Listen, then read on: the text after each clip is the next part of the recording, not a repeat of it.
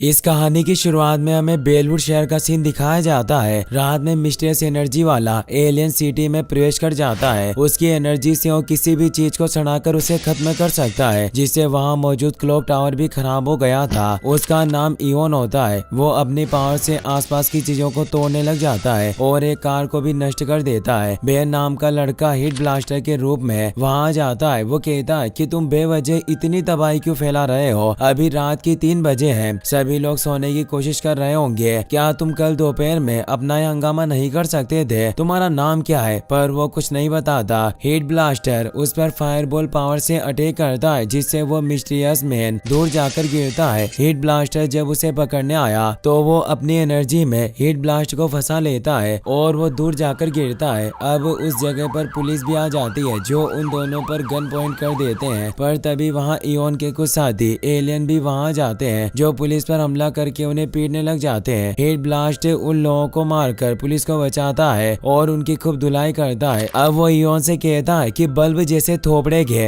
अब तुम्हारी बारी है, और वो अपने फायर से उसे जला देता है, जिससे पार्टिकल के रूप में बिखर कर वो खत्म हो जाता है। हीट ब्लास्टर हैरान हुआ क्योंकि वह काफी आसानी से खत्म हो गया। अब हीट ब्लास्ट भी उस जगह से चला जाता है और इवन के द्वारा क्लॉक टावर पर जो मैजिक किया वो भी खत्म हो जाता है और वो क्लॉक वापस से काम करने लग जाती है। वही हीट ब्लास्टर अब शहर के बाहर आ जाता है, जहाँ वक्त पूरा होने से बेन वापस अपने असली रूप में आ जाता है, क्योंकि बेन के पास ओमनीट्रिक्स होती है, जिससे वो 10 मिनट तक एलियंस का रूप ले सकता है और वो अपने ग्रैंडपा मैक्स और कजन सिस्टर ग्वेन के साथ सिटी को बचाने का काम करता है। ग्रैंडपा वेन लेकर वहाँ आ चुके थे। बेन उन्हें बताता है कि विलन इतना ताकतवर नहीं था। ग्वेन उस पर गुस्सा करती है क्योंकि उनका इंतजार किए बिना ही एलियन से भिड़ने चला गया था। बेन कहता है कि उस विलन के कुछ और साथी भी थे, क्या मैं दोबारा उन्हें पकड़ने जा सकता हूँ? ग्रैंडपा मना करते हुए कहते हैं कि कल सुबह तुम्हें स्कूल भी तो जाना है और तुम्हें अपने मॉम डैड के जंग से पहले कमरे में वापस लौट जाना चाहिए। बेन को स्कूल जाना काफी बोरिंग लगता है, पर वो ग्रैंडपा की बात मान लेता है। अगली सुबह बेन अपनी साइकिल लेकर स्कूल पहुंच जाता है। 2 लड़कियां हीट ब्लास्ट के बारे में ही बातें कर रही थी। बेन भी उनसे बातें करने की कोशिश करता है, पर वो मुंह फेर कर चली जाती है। स्कूल में कोई भी बेन को पसंद नहीं करता और न ही उसका कोई दोस्त होता है। ग्वेन अपने कैमरा से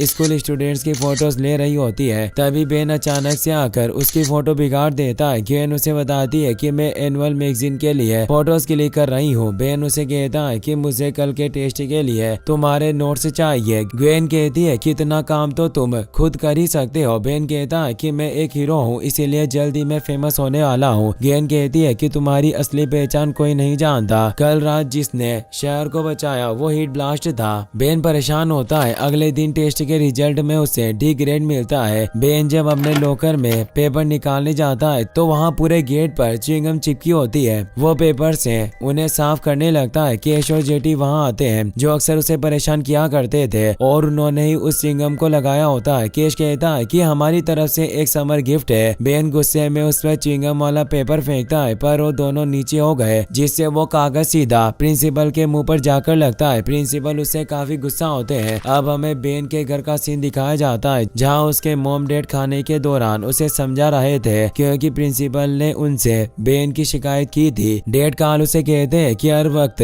तुम गुस्से में मत रिहा करो। गुस्सा शांत करने के और भी तरीके होते हैं और तुम्हें शांत रहना सीखना होगा। बेन कहता है कि मैं ग्रैंडपा के पास जा रहा हूँ। मॉम सेंड्रा मना करते हुए कहती है कि तुम्हें अपने दादाजी के साथ इतना वक्त नहीं गुजारना चाहिए और अपने उम्र के बच्चों के साथ खेलना चाहिए। आखिर तुम्हें उस टूटी हुई वैन में क्या ही मजा आता होगा। बेन कहता है कि उसका नाम रस्ट बकेट्स है। वो एक चलते फिरते घर की तरह है और वो गुस्से में अपने ग्रैंडपा के पास जाने के लिए निकल जाता है। सेंड्रा उसे रोकने लगती है तो कार्ल कहता है कि वो अब बड़ा हो रहा है, इसीलिए उसे खुद का डिसीजन खुद ही लेने दो। बेन अपने ग्रैंडपा के पास आ जाता है और उन्हें बताता है कि हमें किसी मिशन पर जाना चाहिए, क्योंकि मुझे स्कूल में बिल्कुल भी अच्छा नहीं लगता। इससे अच्छा कि मैं कुछ एलियन का शिकार करूं। ग्रैंडपा पूछते हैं कि आखिर हुआ क्या। बेन बताता है कि मेरे स्कूल के दोस्तों और मॉम डैड नहीं जानते कि मैं कितना बड़ा हीरो हूं और सभी मुझे लूजर समझते हैं। ग्रैंडपा समझाते हैं कि तुम्हें अपने हीरो के राज को हमेशा राज ही रखना होगा और नॉर्मल बेन टेनिसन बनकर रहना होगा जैसे पहले रहा करते थे। इसीलिए अब तुम्हें स्कूल में आम बच्चों के साथ घुल मिलना चाहिए। अब हम रात को उसी सिटी क्लॉक टावर का सीन देखते हैं, जिसे योन ने अपना अड्डा बना रखा होता है। वो अभी भी जिंदा था और उसने सिर्फ मरने का नाटक किया ताकि वो बेन की शक्तियों को समझ पाए। वो अपने असिस्टेंट पर गुस्सा करता है क्योंकि वो एक खास डिवाइस की तलाश में था जो उसके साथी ढूंढ नहीं पाए थे, जिससे वो एक एलियन पर अटैक करके उसे मार डालता है। वो जानता है कि बेन के पास ओमनीट्रिक्स है। वो कहता है कि जल्दी मेरा धरती पर आने का मिशन पूरा होगा और वो अपनी फौज को देखता है जो अब जाग चुकी थी और वो स्पेस में मौजूद होती है। बस उसे एक स्पेस पोर्टल के जरिए उस फौज को धरती पर लेकर आना होगा, जिसके लिए उसे एक खास डिवाइस चाहिए। अगले दिन बेन स्कूल जाता है। कुछ गर्ल्स डांस प्रैक्टिस कर रही होती है। जल्दी स्कूल में टैलेंट शो होने वाला है जिसमें वो परफॉर्म करने वाली थी। बेन उनके पास आता है और बोलता है कि मैं भी तुम्हारे साथ टैलेंट शो में हिस्सा लेना चाहता हूँ ताकि मैं तुमसे डांस सीख सकूं। वो लड़की कहती है कि ये एक टैलेंट कॉन्टेस्ट है, ना कि कोई टैलेंट क्लास, और उसका मजाक उड़ाने लगती है और इस बात को टालने के लिए कहती है कि हमारी मैजिक ट्रिक अभी पूरी नहीं हुई, तुम लोगों को इसे नहीं दिखा सकते। एक लड़की पूछती है कि क्या तुम दोनों मैजिशियन हो? ग्वेन कहती है कि हम काफी जाने माने जादूगर हैं। हमने गर्मियों की छुट्टियों में अपनी टिकट कई जगह परफॉर्म की और जब लोगों को पता चलेगा कि फेमस ग्वेन और उसका असिस्टेंट इस टैलेंट शो में जादू दिखाने वाले हैं तो पूरा हॉल खचाखच भर जाएगा। और वो बेन को लेकर वहाँ से चली जाती है। बेन अब अपना मूड ठीक करने के लिए रेस्टोरेंट जाता है जहाँ बेन वेटर डोरेटन से मिलता है। वो उसके लिए एक स्पेशल शेक बनाकर लाती है। वहाँ एक ओल्ड मैन न्यूज़पेपर पढ़ रहे होते हैं जिसमें वाइल्ड मड के बारे में न्यूज होती है कि क्या सच में हमारे बीच एलियन मौजूद है। बेन कहता है कि वाकई एलियन मौजूद है पर मैं किसी को बता नहीं सकता। अब वहाँ केश और जेटी आ जाते हैं। केश कहता है कि तुम फिर खुद से बातें कर रहे हो और क्या ये वाइल्ड मड तुम्हारी गर्लफ्रेंड है जो हमेशा तुम इसकी फोटो देखते रहते हो? बेन कहता है कि वाइल्ड मड मेरा दोस्त है पर केश उसे फेंकू चंद कहकर चला जाता है। और अब वहाँ क्लास की दोनों लड़कियां भी आती है जो भी बेन को जादूगर कहकर मजाक उड़ाती है। बेन नाराज होकर बाहर चला जाता है। उसे काफी गुस्सा आ रहा होता है। वो कहता है कि मुझे ग्रैंडपा के ऑर्डर को कुछ देर बुलाकर इनको मजा चखाना होगा। और अब वो ओमनीट्रिक्स का इस्तेमाल करके ग्रे मीटर में बदल जाता है जो एक ह्यूमनॉइड फ्रॉग की तरह होता है। वो अब अंदर आ जाता है। अपने क्लासमेट को सबक सिखाने के लिए लाइट को ऑफ करता है और मशीनों के साथ छेड़छाड़ी करके वापस मशीन को ऑन कर देता है, जिससे उन सभी के ऊपर खाने की चीजें गिरने लगती है और सभी काफी गंदे हो जाते हैं। ग्रे मीटर भी उनके ऊपर अंडे फेंकता है। ओल्ड मैन पास ही बैठे हुए थे पर उस पर ध्यान नहीं देते। डोरेटन भी यह देखकर हैरान होती है पर उन्हें भी कुछ समझ नहीं आता। केस, जेटी और बाकी सारी लड़कियां अब वहाँ से भागकर चली जाती है। ग्रे मैटर को इससे काफी मजा आता है। वही हम ग्वेन को देखते हैं जो अपने कैमरा से फोटो ट्रांसफर कर रही होती है। बेन भी वहाँ जाता है। वो लैपटॉप में अपनी फोटो देखने लगता है पर उसके पीछे ब्लर आ रहा था जैसे पीछे कोई मौजूद हो। ग्वेन सॉफ्टवेयर की मदद से फोटो को एनहांस करती है जिससे उन्हें इयोन नजर आता है। वो शॉक्ड होता है कि ये तो वही एलियन है जिसे मैंने उस दिन खत्म किया, पर ये आखिर जिंदा कैसे है? ग्वेन कहती है कि यह फोटो उस दिन के बाद की है, यानी ये अभी भी जिंदा है और तुम पर नजर रख रहा है, वरना वो तुमसे लड़कर मरने का ढोंग नहीं करता। बेन कहता है कि शायद वो मेरी ताकत परख रहा हो। अब वहाँ ग्रैंडपा मैक्स भी आ जाते हैं जो खाने के लिए ऑक्टोपस लेकर आए थे। ग्वेन उनसे पूछती है कि क्या आप इस एलियन को जानते हैं? वो बताते हैं कि ये इयोन है जो एक इंटरडायमेंशनल टाइम ट्रेवल है। इसे सभी प्लम्बर्स जानते हैं। प्लम्बर्स उस एजेंट्स को कहा जाता है जो छिपकर रहते हैं और एलियन का शिकार करते हैं। ग्रैंडपा बताते हैं कि इयोन वो पहला एलियन था जिसे 2 सदियों पहले ओरिजिनल प्लम्बर ने गिरफ्तार किया। ये उस वक्त अधमरी हालत में पाया गया और उसके पास हैंड्स ऑफ आर्मगेडन नाम का एक पावरफुल डिवाइस था जो दूसरी दुनिया के हमारे डायमेंशन में आने का रास्ता खोल सकता है। इयोन उसकी मदद से अपनी सेना को बुलाकर इंसानों को खत्म करना चाहता था पर प्लम्बर्स ने उससे वो छीन लिया और इयोन को कैद कर दिया। अब हमें फौरन उस लैब में जाना होगा। वैन लेकर वो निकल जाते हैं। कुछ ही देर में वो लैब में पहुंचते हैं। वो बताते हैं कि इस लैब को एलियन और उनकी टेक्नोलॉजीज को टेस्ट करने के लिए बनाई गई थी। इयोन भी यही कैद है पर वो जब अंदर जाते हैं तो इयोन का सेल टूटा हुआ था, यानी वो बचकर भाग निकला। मैक्स परेशान हुए कहते हैं कि हमें जल्दी जेकब को ढूंढना होगा जिसे इस इयोन को संभालने की जिम्मेदारी दी गई थी। पूरी लैब बिखरी हुई होती है। जेकब चेयर पर बैठे होते हैं पर मैक्स जैसे ही चेयर को पलटते हैं तो वो उनकी हालत देखकर घबरा जाते हैं। उन्हें लगता है कि वो मर गए पर वो अभी भी जिंदा थे। वो कहते हैं कि ये सब इयोन ने किया, उसने पलक झपकते ही मुझे बुरा बना दिया। वो हैंड्स ऑफ आर्मेगेडन को ढूंढ रहा है, इसीलिए चाहे कुछ भी हो उसे हार्डवेयर स्टोर में पहुंचने मत देना। और वो बेन से कहते हैं कि इयोन तुम्हारे बारे में जानता है कि तुम्हारे पास ओमनीट्रिक्स है, तुम्हें काफी केयरफुल रहना होगा। ये कहते हुए वो अपना दम तोड़ देते हैं। बेन परेशान होता है। अब वो तीनों वहाँ से निकल जाते हैं। ग्रैंडपा मैक्स उन्हें लेकर हार्डवेयर स्टोर में आते हैं। बेन और ग्वेन हैरान हुए क्योंकि वो एक नॉर्मल हार्डवेयर की दुकान थी। बेन ग्रैंडपा से कहता है कि मैं इस दुकान में कई बार आ चुका हूँ, यहाँ कुछ खास नहीं। मैक्स से चाबी लगाकर सीक्रेट लाइफ को ऊपर ले आते हैं, जिसे देखकर वो काफी खुश होते हैं कि वो सीक्रेट फैसिलिटी के अंदर जा रहे हैं। तभी हम देखते हैं कि इयोन का एक एलियन उन पर नजर रख रहा था। वो इयोन को हार्डवेयर स्टोर की खबर देने चला जाता है। वहीं ग्रैंडपा बेन और ग्वेन को लेकर प्लम्बर की सीक्रेट फैसिलिटी के पास ले आते हैं, जिसे जमीन में काफी गहराइयों के अंदर बनाया गया था। ग्रैंडपा बताते हैं कि अब कुछ ही प्लम्बर्स बचे हैं और वो उन्हें अंदर लाकर प्लम्बर्स से मिलवाते हैं। बेन और ग्वेन सभी लोगों को जानते थे क्योंकि वेटर डोरिस भी प्लम्बर थी और प्रिंसिपल वाइट भी वहाँ मौजूद थे। प्रिंसिपल बेन से कहते हैं कि मुझे माफ करना कि उस दिन मुझे तुम्हें पनिशमेंट देनी पड़ी। ग्वेन और बेन काफी हैरान थे। प्रिंसिपल अब मशीन को ऑन करते हैं और हैंड्स और आर्मगेडन की तरफ बढ़ने लगते हैं। ये प्लम्बर्स की सीक्रेट फैसिलिटी काफी बड़ी होती है। बेन कहता है कि पूरे शहर के नीचे इतनी बड़ी फैसिलिटी को उस हैंड ऑफ आर्मगेडन की हिफाजत के लिए बनाया गया था। वाकई काफी औसम है। अब मैक्स उन्हें हैंड ऑफ आर्मगेडन के पास ले जाते हैं। बेन कहता है कि अगर ये हमारी धरती के लिए इतना बड़ा खतरा है तो आखिर आपने इसे तबाह क्यों नहीं किया।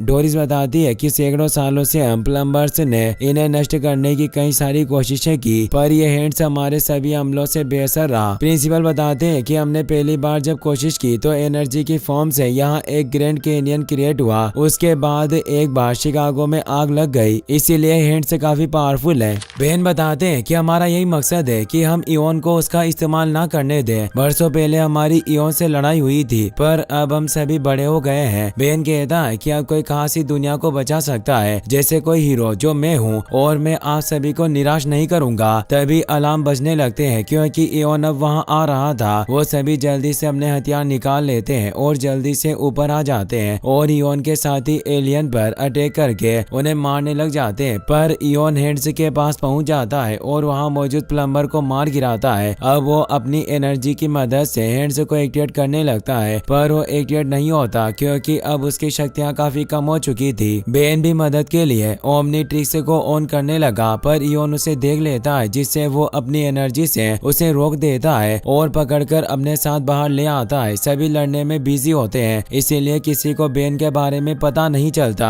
इयोन ओमनीट्रिक्स में कुछ बदलाव करने लगता है, पर बेन खुद को उससे छुड़ा लेता है। वो ओमनीट्रिक्स को ऑन करने की कोशिश करता है, पर वो काम नहीं करता, इसीलिए वो भागने लगता है। बेन को एक साइकिल दिखती है, जिसे लेकर वो उस जगह से निकल जाता है, पर इयोन उसके पीछे थे, जो एक कार से उस पर अटैक करने आता है और अपनी पावर से वो आगे से एक और कार से उस पर अटैक करने की कोशिश करता है, पर बेन बचकर एक गली में आ जाता है। ट्रक उसकी तरफ बढ़ रहा होता है। बेन दूसरा ओमनीट्रिक्स को ऑन करने की कोशिश करता है, पर वो नाकामयाब हुआ। इयोन वहाँ आ चुका था। वो कहता है कि तुम्हारी अब कोई मदद नहीं कर सकता। बेन उसे कहता है कि मैंने तुम्हें मार डाला, आखिर फिर तुम जिंदा कैसे हो। इयोन बताता है कि मैंने सिर्फ तुम्हारे सामने नाटक किया, वो एक छोटी सी ट्रिक तुम्हारी ताकत भापने के लिए काफी थी, अब बस मुझे तुम्हारी मदद चाहिए। और वो उसकी तरफ बढ़ने लगता है। तभी वहाँ ओल्ड मैन आ जाते हैं और उस पर फायर करने लगते हैं, जिससे इयोन वहाँ से चला जाता है। बेन हैरान होता है कि वो भी एक प्लम्बर है। वो उसे कहते हैं कि तुम उस इयोन के वापस आने से पहले घर लौट जाओ। बेन साइकिल लेकर निकल गया। वो घर आकर कमरे में सो जाता है, पर वहाँ ग्रैंडपा मैक्स मौजूद है, जो कहते हैं मुझे तुम्हारी फिक्र थी। बेन बताता है कि इयोन ने कहा कि जो कुछ भी हो रहा है उसे रोकना मुमकिन नहीं और मैं भी इससे जुड़ा हुआ हूँ। बेन कहते हैं कि सभी प्लम्बर्स को डर है कि इयोन को हैंड्स ऑफ आर्मगेडन को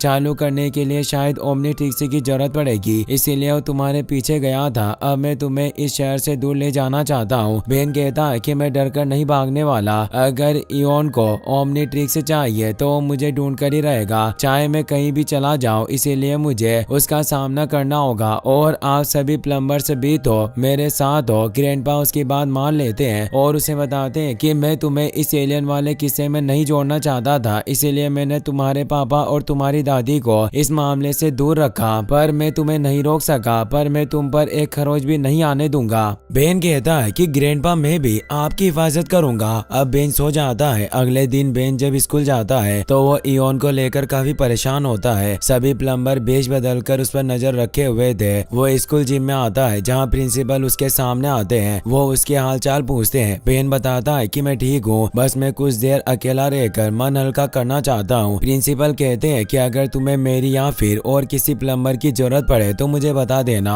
वो वहाँ से चले जाते हैं, पर उसे वो एक और बात बताने वापस आ रहे थे, लेकिन तभी उन पर अटैक होता है। वो दूर बास्केटबॉल टब में जाकर गिरते हैं। बेन का ओमनीट्रिक्स भी एनर्जी की वजह से वापस खराब होने लगता है। बेन समझ आता है कि इयोन यहाँ आ चुका है। वो भागकर बाहर जाने लगता है, पर इयोन उसे पकड़ लेता है। वो कहता है कि बाहर इतने प्लम्बर मौजूद थे जिससे लगने लगा था कि तुमसे अकेले में बात कर ही नहीं पाऊंगा, पर अब मैं तुम्हें तुम्हारा फ्यूचर दिखाता हूँ। और वो उसकी ओमनीट्रिक्स के साथ कुछ करने लगता है, पर तभी बेन वहाँ मौजूद फायर अलार्म को ऑन कर देता है और उसे पंच मारकर ओमनीट्रिक्स को एक्टिवेट कर लेता है। अब वो डायमंड हेड एलियन में बदल जाता है। वो इयोन से कहता है कि बदमाश एलियन, मैं तुम्हारी अब जमकर पिटाई करूंगा। इयोन उस पर कई सारे एनर्जी से अटैक करने लग जाता है, पर वो डायमंड शील्ड बनाकर उसके अटैक को रोक लेता है और क्रिस्टल से अटैक करने लगता है, जिससे इयोन दूर जाकर टकराता है। इयोन को चोट नहीं आई थी। वो हंसते हुए कहता है कि तुमने अलार्म बजा दिया जिससे सभी बच्चे यहाँ आने वाले हैं। बेन परेशान होता है क्योंकि वो 10 मिनट तक खुद को वापस नॉर्मल नहीं कर सकता था। इयोन वहाँ से चला जाता है। बच्चे वहाँ आने लगे। बेन टॉयलेट में छिप गया था। ग्वेन क्रिस्टल को देखकर समझ गई कि वो गर्ल्स लॉकर रूम में गया है। वो बाहर उसका इंतजार करने लगती है। कुछ देर बाद वो बाहर आ जाता है। ग्वेन उसे पूछती है कि क्या हुआ। वो बताता है कि इयोन ने मुझे ढूंढ लिया और वो चाहता है कि मैं उससे अकेले में मिलूं, और अब मैं भी यही चाहता हूँ ताकि हम इस मामले को आमने सामने निपटा ले। ग्वेन भी उसके पीछे जाती है। हम रात का सीन देखते हैं। वो दोनों बेलवुड शहर की एक जगह पर बैठे हुए थे जहाँ बेन इयोन का इंतजार कर रहा होता है। ग्वेन उसे समझाती है कि तुम अकेले उसका सामना नहीं कर सकते, तुम खुद अपने पैर पर कुल्हाड़ी मारने जैसा काम कर रहे हो। बेन कहता है कि मैं परेशान हो चुका हूँ, अगर तुम डर रही हो तो यहाँ से चली जाओ। इस बार जब वो आएगा तो मैं उसे खत्म कर दूंगा, क्योंकि मैं उसे कभी भी अपने शहर को तबाह नहीं करने देना चाहता। तभी वहाँ कुछ आवाजें आती है। दोनों डर जाते हैं। बेन ओमनीट्रिक्स को ऑन करने के लिए तैयार रहता है, पर वो ग्रैंडपा होते हैं। बेन पूछता है कि आपको कैसे पता चला कि हम यहाँ होंगे। वो बताते हैं कि मैंने तुम्हें सभी जगह ढूंढा, बेलवुड की सिर्फ यही जगह बाकी रह गई थी। ग्वेन बताती है कि इयोन के लिए जाल बिछा रहा था। ग्रैंडपा बेन पर गुस्सा करते हैं कि यह बहुत ही बेवकूफ बड़ा प्लान था। बेन कहता है कि मैं उससे लड़ने के लिए तैयार हूँ, आप मेरा विश्वास कीजिए। ग्रैंडपा कहते हैं कि क्या तुमने कभी ये सोचा कि अगर उसका अकेले में तुम्हारे साथ सामना हुआ तो उसे तुम्हें खत्म करने में आसानी हो जाएगी। वो उसे अपने साथ लेकर जाने लगते हैं, पर तभी उनकी वैन पूरी तरीके से तबाह हो जाती है। यह देखकर वो परेशान हुए। वहाँ मौजूद इयोन के एलियन उन्हें पकड़ लेते हैं। इयोन भी वहाँ जाता है। बेन कुछ नहीं कर पाता। इयोन ने एक प्लम्बर की सीक्रेट फैसिलिटी पर कब्जा कर लिया था। उसने बेन,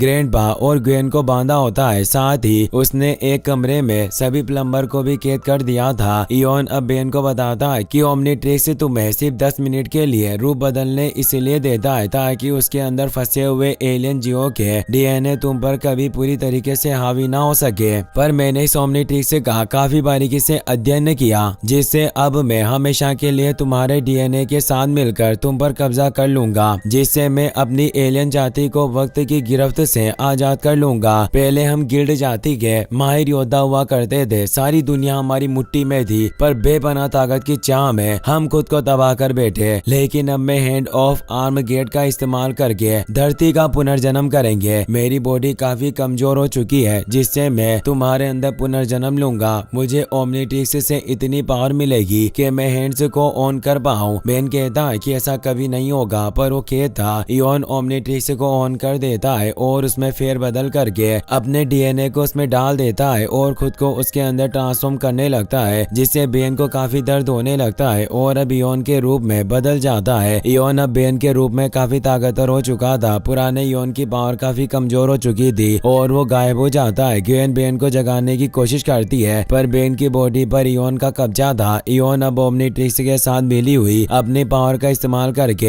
हैंड ऑफ आर्मगेडन को ऑन कर देता है और उसे पृथ्वी पर पोर्टल खोलने लगता है, जिससे टाइम लूप में फंसे हुए एलियन शिप धरती पर आने लगते हैं। ग्वेन अपने ग्रैंडपा की जेब में मौजूद एक व्रेंच टूल को बाहर निकालकर उसे उसे ऑन कर देती है, जिसमें से काफी तेज लेजर निकलती है, जिससे उनकी चेन खुल जाती है। वो गेन को भी आजाद कर देते हैं। वो उसे कहते हैं कि तुम कहीं छिप जाओ, मुझे जल्दी से हैंड्स ऑफ आर्मगेडन को रोकना होगा, वरना उन एलियन शिप को रोकना नामुमकिन हो जाएगा। अब वो एक इलेक्ट्रिक गन लेकर इयोन पर हमला करके उसे दूर गिरा देते हैं। प्रिंसिपल भी वहां चुके थे, जो सभी प्लम्बर्स को रूम में से बाहर निकाल देता है और अब वो गन लेकर लड़ने को तैयार होते हैं। मैक्स नेगेटिव और पॉजिटिव एनर्जी को हैंड्स ऑफ आर्मगेडन में लगाकर उसे बंद करने लग जाते हैं, पर इससे उनकी बॉडी में भी इलेक्ट्रिसिटी एंटर करने लगी। इयोन होश में आ जाता है। गवेन उसकी बॉडी पर अटैक करके बेन को जगाने की कोशिश करती है। वो उसे अपनी पिछली बातें याद दिलाती है और कहती है कि तुम मेरे प्यारे भाई हो, पर बेन उसकी बॉडी पर काबू नहीं कर पाता और वो गवेन को मारने लगता है। सारे प्लम्बर वहां जाते हैं, लेकिन इयोन वहां मौजूद अपने एलियन साथियों को वहां बुला लेता है, जो उनके वेपन को छीन लेते हैं। गवेन वापस से बेन को होश में लाने की कोशिश करती है और बताती है कि ग्रैंडपा को हमारी जरूरत है, तुम ही हमारी दुनिया को बचा सकते हो। बेन अब अपनी बॉडी पर काबू करने की कोशिश करने लगता है और वो इसमें कामयाब होता है, जिससे अब वो इयोन के एलियन साथियों को मार देता है। गवेन इससे खुश होती है। इयोन अब ओमनीट्रिक्स की मदद से अपने असली रूप में आ जाता है, पर ग्रैंडपा की हालत काफी खराब हो रही थी। बेन उनके पास आता है। वो कहते हैं कि मुझे शहर को बचाने के लिए अपनी कुर्बानी देनी होगी। बेन ऐसा नहीं चाहता था। वो उन्हें पकड़ लेता है और बाकी प्लम्बर भी उन्हें पकड़ लेते हैं, जिससे वो ग्रैंडपा को उस इलेक्ट्रिक फील्ड से छुड़ा लेते हैं, जिससे उनकी जान बच जाती है और एंड से भी ऑफ हो जाता है, जिससे अर्थ का पोर्टल बंद होने से सारे एलियन शिप वापस टाइम लूप में चले जाते हैं और दुनिया बच जाती है। अब सभी खुश होते हैं। ग्वेन कहती है कि टैलेंट शो स्टार्ट हो चुका है, जिसमें हमें भी परफॉर्म करना है। बेन को भी याद आता है कि उसके मॉम डैड भी शो देखने आए हैं। प्रिंसिपल कहते हैं कि मैं तुम्हें जल्दी से स्कूल ले चलूंगा, पर तभी अचानक टाइम फ्रीज हो जाता है, क्योंकि इयोन वहां आ जाता है। वो मरा नहीं था। वो बेन को दूर फेंक देता है, पर इससे पहले ही बेन वाइल्ड मट में ट्रांसफॉर्म हो जाता है। वो उस पर अटैक करने लगा, पर वाइल्ड मट उसके अटैक से बच जाता है और धक्का देकर दूर फेंक देता है। इयोन का अटैक बेन को लगने लगता है, पर बेन वक्त रहते हुए उस अटैक को दूर कर देता है और इयोन पर जोरदार अटैक करके उससे हैंड्स ऑफ आर्मगेडन के ऊपर फेंक देता है, जिससे उसके साथ ही इयोन भी नष्ट हो जाता है। इससे पूरे बेलवुड शहर की बिजली कुछ समय के लिए चली जाती है। 10 मिनट पूरे नहीं हुए थे और अब